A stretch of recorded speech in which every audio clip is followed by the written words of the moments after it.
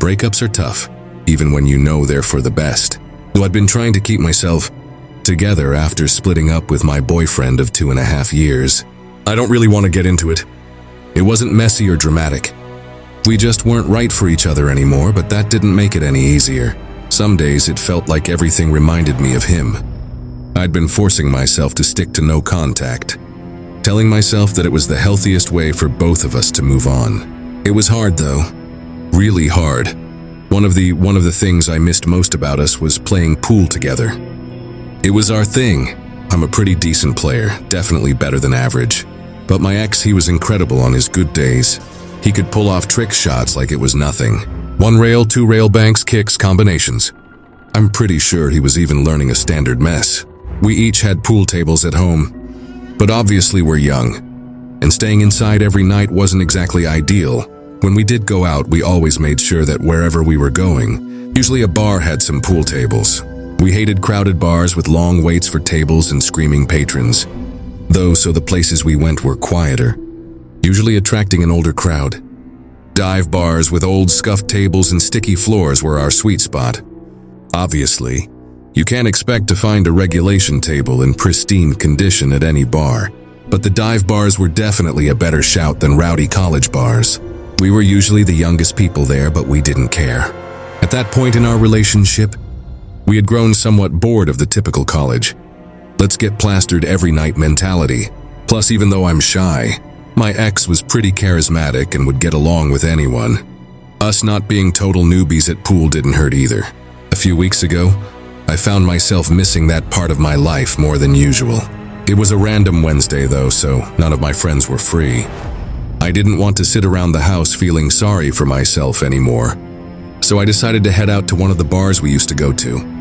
I told myself it wasn't about nostalgia, that I just needed to get out. Believe me, I'm not the type of person, nor do I usually have the confidence to go out myself. But I was feeling some type of way that night. The bar was exactly the same as I remembered. Dim lighting, worn-out stools, a jukebox in the corner. The familiarity was comforting, but it also stung. The memories came flooding back, and I almost turned around and left right then, but I forced myself to stay. After grabbing a few drinks, I wandered over to one of the pool tables and started idly chalking a cue. I'm not really sure what I was planning on doing there. Playing alone would have been a little odd. Luckily, my question was answered because a guy walked over. He was maybe in his mid-20s, the only person in the room even close to my age. He leaned against the table and asked if I was up for a game. I nodded and told him to rack him up. He put some money in the slot and started racking I laughed to myself as he racked them wrong, but I didn't say anything. We played a few rounds, and I started to relax. He wasn't bad, not as good as my ex, but not terrible. I wasn't going easy on him, though. I won every rack we played. We chatted as we played, and he even bought me a couple of drinks. He was friendly enough, but it quickly became clear he wasn't the brightest guy in the world. I like sharp and quick-witted guys who can hold their own in a conversation. To this guy, not so much. Still, I didn't mind. It felt good to just play and talk and not overthink things for once. I was having a good time. After the 4th game, he popped the question, asking if I wanted to go back to his place. The question caught me off guard, but I guess I couldn't have been too shocked. I froze for a second before shaking my head. I tried to make it playful, saying he'd need a second date for that. In all honesty, I just didn't want to move so quickly. I guess I wouldn't have been totally opposed to taking things further with him. But a random Wednesday night wasn't the time for that.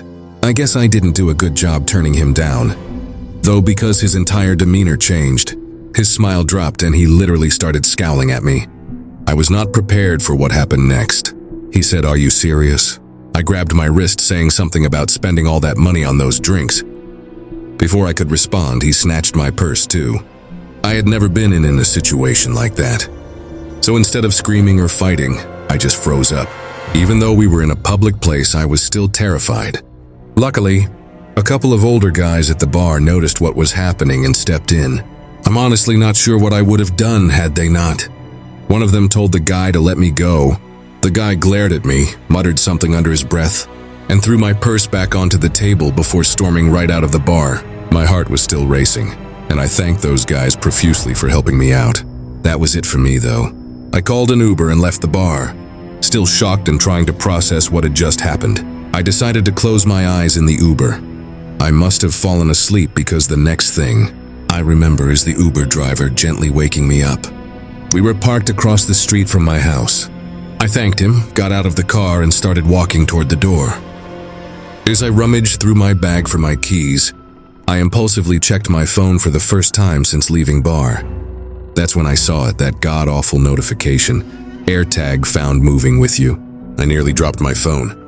My hands started to shake as I rummaged through my purse, tossing aside my wallet and makeup until my fingers brushed against something unfamiliar. I pulled it out and stared in disbelief. There was literally an AirTag in my bag. A wave of panic hit me, way worse than what I was feeling earlier. I was still standing in the middle of the street, so I threw it on the ground and stomped on it a bunch of times until I was sure it was broken. I fought back a scream and started breathing heavily. The cold wasn't helping. I needed to get inside. I looked around frantically, but the street was completely empty. Whoever had planted the AirTag, probably that guy from the bar, would know exactly where I was. Maybe not my exact house, but the street for sure. The houses on my street are large and spaced out, so he'd definitely be able to narrow it down. I grabbed my purse and sprinted to the back door, fumbling with the lock before finally getting inside. I slammed the door behind me and locked it, my heart pounding so hard it felt like it might burst. I was safe, but I couldn't stop shaking. I walked up to my room, wondering how I had gotten myself into this mess. Normally, I'm asleep by 10 saksu and out cold for 9 or 10 hours, but there was no way I was going to sleep that night. I looked out my bedroom window, thinking maybe the scenery would lull me to sleep or something. As I was looking out the window mindlessly, I noticed an old beat-up Lincoln drive slowly past my house. Nothing too unusual, but it was late for cars to be driving on a residential road. But then it came back from the opposite direction, and I knew something was wrong. It passed even slower the second time, like the driver was scanning the houses. I didn't want to face the reality of the situation, but when it passed a third time, I had no choice. It was the guy. It had to be. He was trying to find my house. I wanted to scream again. The next time the car passed, the driver's side window was rolled halfway down. I wanted to call the police, but I didn't want that guy to know he was in the right area. I know that doesn't make any sense, but I was so scared and couldn't think straight. The next time the car passed, the driver's hand was hanging out of the window, holding something. It looked like a knife. And then, instead of driving past, the car stopped in the middle of the road, right across from my house. I ducked down, my heart beating a million beats a minute again. I stayed there, crouched below the window, too terrified to move.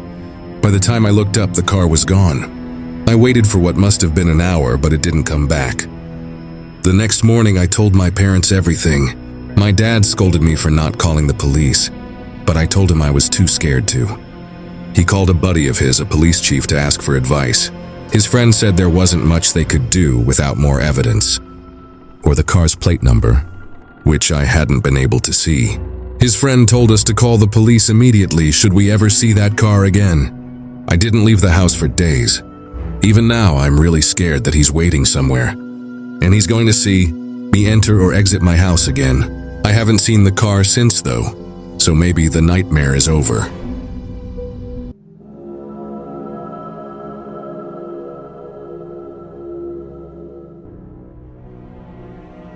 I don't have the most exciting life, but it's comfortable. I'm 40, single, no kids. Some people might find that depressing, but honestly, I don't mind. I've got a steady job, a decent house, and no one to answer to but myself. I work as a bartender at a high-end luxury rooftop in a neighboring town, catering to the clientele who think regular bars are beneath them. I don't live anywhere near that level of luxury myself. My place is in a pretty middle-of-the-pack neighborhood, about 20 minutes away, but working there has its perks. The tips are amazing. People in that area aren't shy about throwing money around, and the rotating crowd keeps things interesting.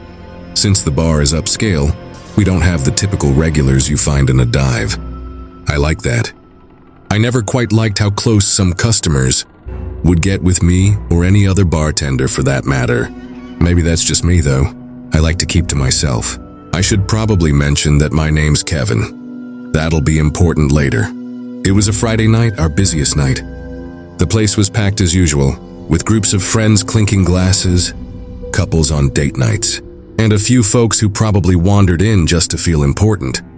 I always like playing a mental game with my patrons. I try to figure out which ones are pretending to be something they're not. You can tell a lot about people by the way they order a drink. The ones who ask for complicated coffee hotels are usually trying to impress someone. The ones who order a whiskey neat, they've had a day. I had my eye on a couple at the end of the bar who were down to their last sips of wine. It's always better to offer a refill before they wave you down. I was in my groove, mixing drinks and chatting with customers when I noticed someone walk in who definitely looked out of place. I clocked the guy immediately. He was clenching his teeth and scowling like he was furious. He had jet black hair that wasn't combed and sat like a bird's nest on his forehead. He was wearing a blank black hoodie under a faded leather jacket, which looked like it hadn't been cleaned in years.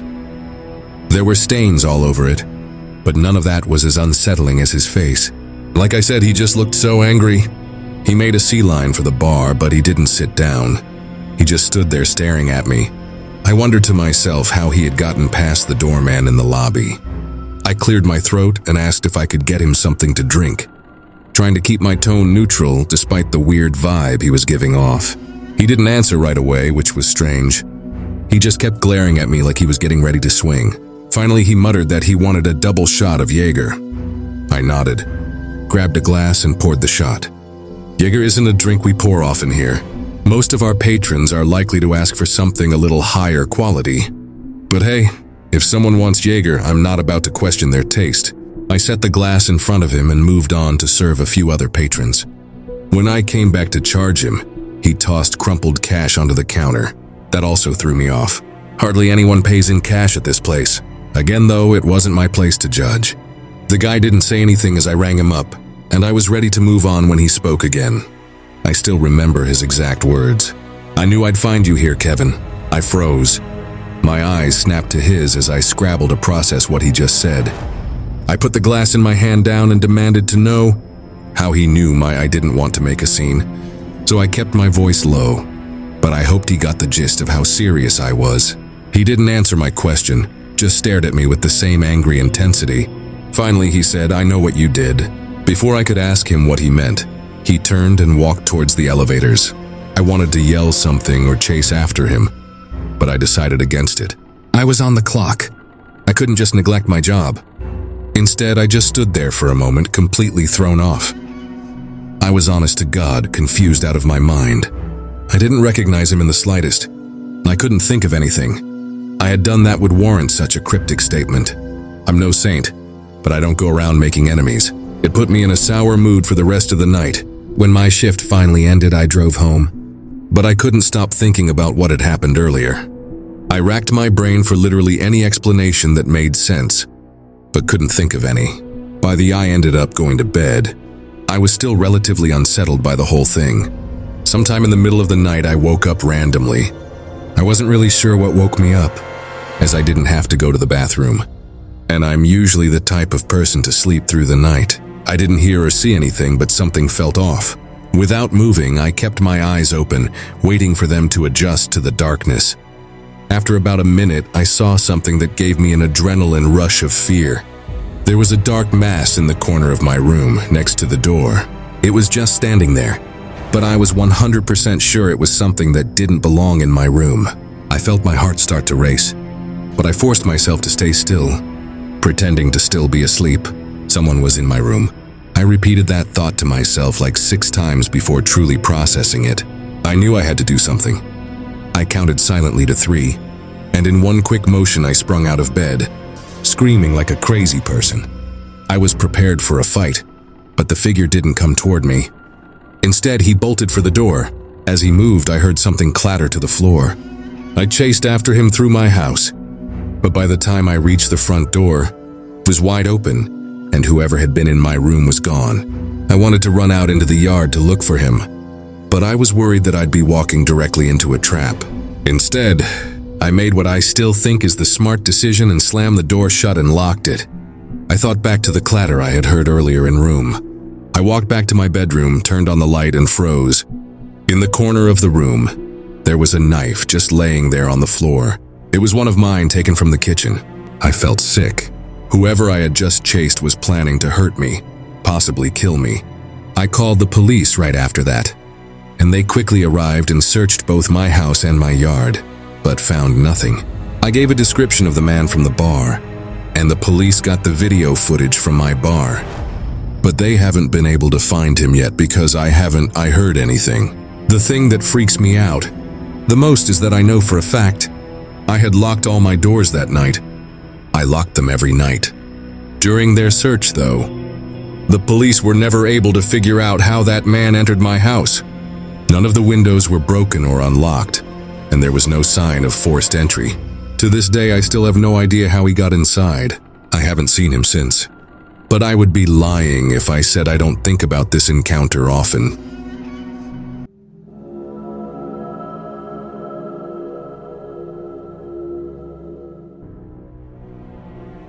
I work as a bartender at a bar and restaurant in a suburb just outside Baltimore. I'll do my best to explain the layout so the story makes sense. It's a busy place with a unique setup. There are no waiters, just bartenders like me and the cooks in the back. If you want to find food or non-alcoholic drinks, you have to order them at the bar. And when everything's ready, you grab it from the counter. I'm not sure why things are done that way, but I guess it had something to do with management. Being cheap and trying to avoid hiring waiters. Either way, it keeps things fast-paced, which I actually like. For whatever reason, the place is really popular, even though I personally don't think it's anything super special. The atmosphere is lively those nights with great music, a buzzing crowd, and a standing area near the DJ booth where people gather to dance and chat. The constant flow of customers and the high-energy vibe make the job fly by. I love meeting and talking to new people, so the gig is perfect for me. I would probably lose my mind if I had to wait long periods of time between serving guests. But that's just me. I bet some people are the opposite. That particular night started off like any other. It was a weekend, so things were going to be super busy.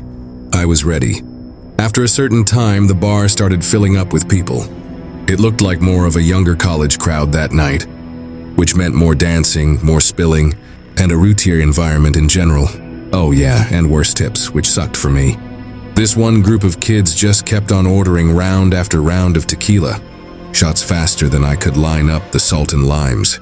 It's always chaos when they take over the bar. One of them was so plastered, he was the same pickup line on me like 3 times. I was running around doing my thing when I noticed an elderly couple walk in and sit down at the booth in the corner of the restaurant. At first glance, there was nothing strange about them. I just thought it was interesting that 2 people that age would want to come into a rowdy place like this. I didn't have too much time to think about it though, so I went back to work. Fast forward maybe 30 minutes to an hour, I was halfway through pouring a line of gin and tonics. When I noticed the couple again, my hands kept working, muscle memory taking over. But my brain was stuck on them for some reason. That's when it hit me. They were just sitting there motionlessly. They hadn't ordered anything either. No food and definitely not any drinks I would have remembered. I looked a little closer and realized that they weren't even looking at each. They were both fixated at the wall next to them. From what I could tell, it didn't look like they were talking either. It was the strangest thing. I was beyond curious, but the bar was slant, and I had too much to do to spend time wondering about it. I figured they might be waiting for someone, or didn't realize how the place worked. Maybe they were waiting for a waiter to take their order. When I finally had a break, I decided to check on them myself. I walked over to the table and put on my most polite smile. As I approached, neither of them turned to face me. They were both still staring at the wall like statues. I cleared my throat and asked them if they wanted anything to eat or drink. The woman didn't even flinch. She kept staring at the wall like I hadn't spoken at all. The man turned his head slowly, like he was moving in slow motion. When his face came into view, I felt a chill run through me. His skin was pale and wrinkled, and his eyes were almost sunken into his face completely. He didn't speak, just staring at me, and shook his head once firmly but silently. Something about the way he looked at me made my stomach twist. I muttered something in response and quickly returned to the bar. I had the weirdest feeling in my gut after that. Those people looked like they didn't even belong in this century, let alone this bar. I didn't look over at that booth for a long time. Eventually, things started to die down a little, and I remembered the couple. I glanced over impulsively, and I nearly dropped the glass I was holding. Both of them were staring directly at me now. I made direct eye contact with the woman, but she never averted her gaze. I don't think I'd ever been more uncomfortable at my job than I was in that moment. I looked away and pretended to be busy, trying not to freak out completely. By the time I glanced back again, the booth was empty. I was relieved. I was just glad that they were gone, as mean as that sounds. By the end of the night, I was still thinking about the whole thing. As I wiped down the bar and closed up with my coworker, Karen, I decided to ask her if she saw anything strange. She's, I guess, what you would call a vet. She's been working there for years and prides herself on noticing everything and everyone that comes through the doors. When I asked her about the couple, she gave me a confused look and said she didn't know what I was talking about. I looked at her blankly and told her I was talking about the elderly couple that was sitting in the corner booth. She shook her head and told me she didn't remember seeing anyone like that. She jokingly asked me if I was hallucinating, which got a playful laugh out of me. But on the inside, though, I was losing it. I knew what I had seen. I asked her if she was sure, and she crossed her arms before listing at least 10 random people who had ordered food that night and what they were wearing. I laughed again and complimented her memory. But like I said before, I was dying on the inside. By the time we locked up, I started doubting myself. As I walked to my car, I noticed something that made me nearly drop my keys in fear. Across the street, there were 2 dark figures standing under a lone streetlight. I knew it was them. I wanted to scream, but the sound wouldn't come. I didn't wait another second. I jumped into my car door, locked the doors, and sped out of the lot without another look. The drive home was awful. I was trying not to break down the whole time. I just kept repeating, "Oh my God," over and over. I had so many questions. Had Karen somehow missed them? Were those people even real? Was I going insane? I couldn't explain it. I thought I was going crazy. I wish this story had a resolved ending, but it doesn't. I never saw those people again. I never got any explanation. I don't think I ever will.